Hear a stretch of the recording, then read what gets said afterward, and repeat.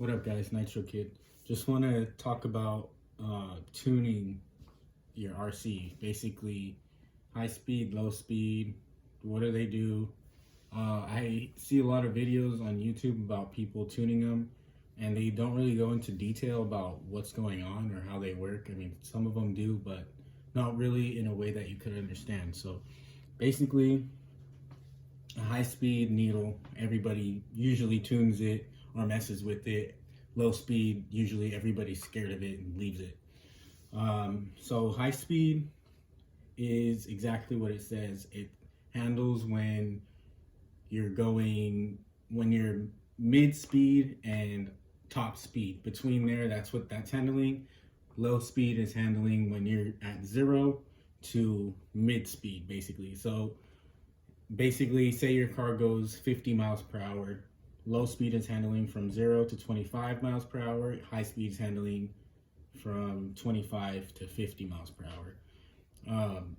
So you want to run them not too rich, not too lean, or depending on how you want to run it, you can run it on the leaner side.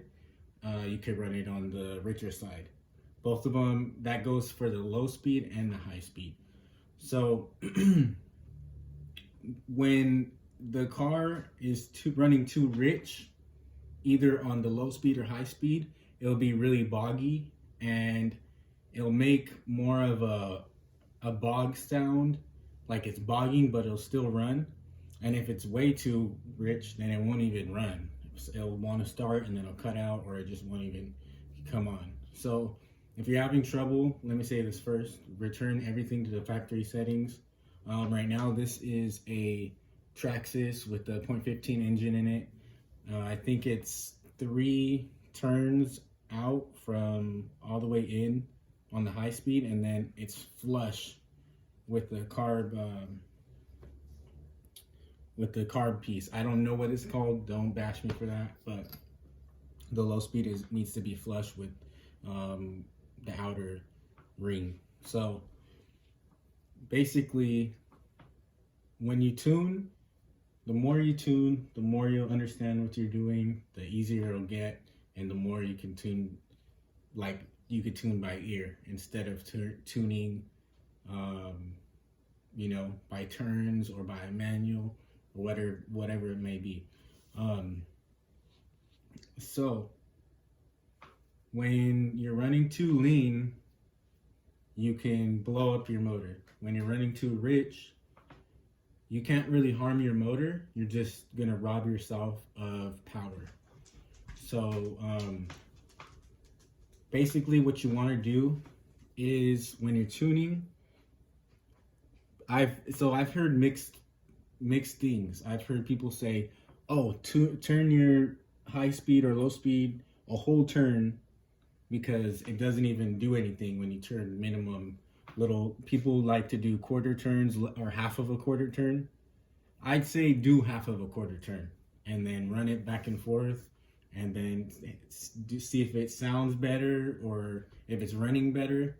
Ideally, you want to tune to where you see blue smoke. If you don't see blue smoke, then that's bad. You want to see blue smoke because that's the oil burning off, and that means your engine's lubricated. When you don't see smoke, basically you're not giving your engine enough gas or nitro, so that basically it's not putting out that smoke, which would be the oil, and that's how you know if you're running too lean.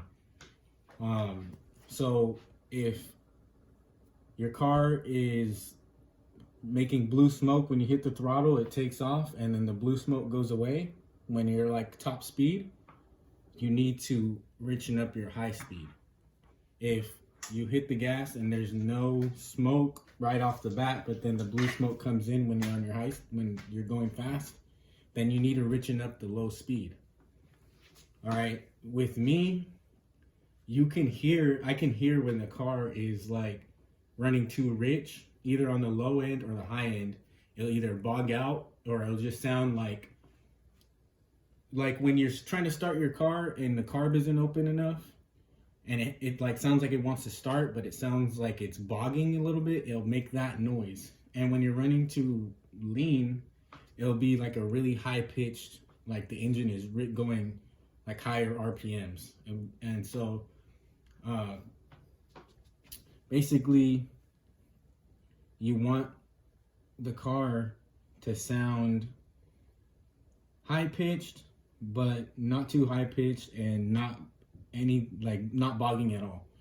So when you start tuning a lot, like I said, you'll be able to tune by ear and you'll know what you're looking for.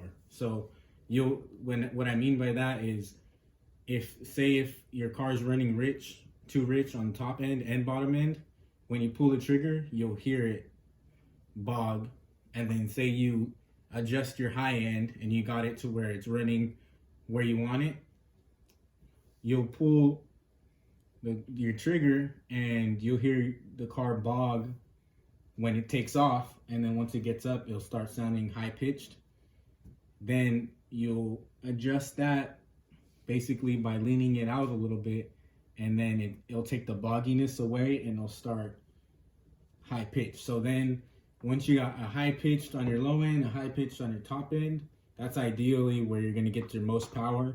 And then maybe I would turn back the needles just a little bit, just to give it a little bit more, make it a little bit more rich, so that you're not running your car, you know what I mean, too hot. Because you could run it too hot by leaning it out, and then the sleeve or the piston, and all that stuff in there, it gets too hot, it starts deforming, and then that's how you can mess your engine up. So basically, like I said, this is a 0.15 Traxxas engine, high speeds here, low speeds on the side. Some cars do have a mid speed here, and they say you don't touch it. You could richen it up just a little bit just so you could get a little bit more power out of it. But for the most part, you're going to have a high speed and a low speed. I'm not going to go into showing you exactly where they're at, because if you're watching this video, I'm assuming you have an RC and you need to learn how to tune it, and you'll know where your low speed is and you'll know where your high speed is. High speed's always sticking straight up and low speed's always out the side of the car. Yeah, so if you have any questions, put them down below.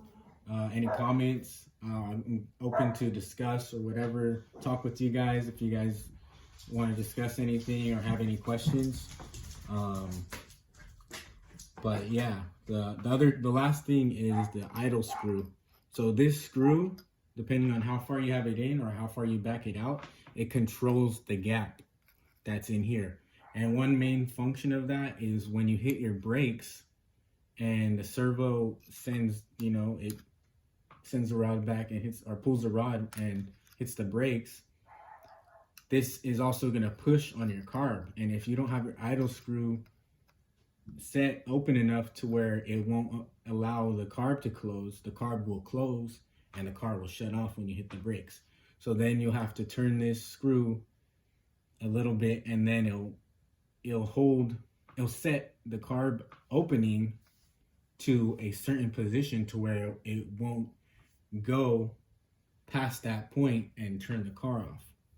So think of it, it's called an idle screw. Think of it as a screw that holds the opening of the carburetor at a certain point and won't let it go past that or close up, basically.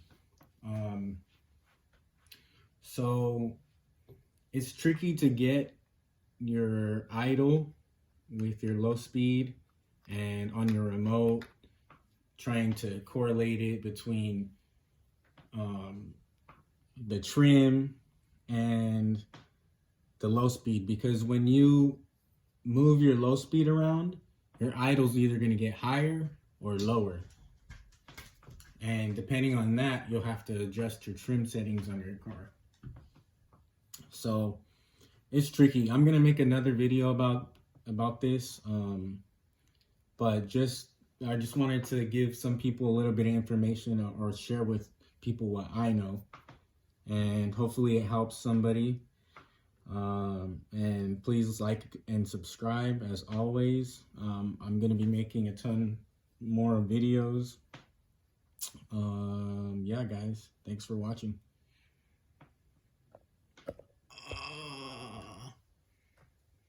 Are you fucking serious?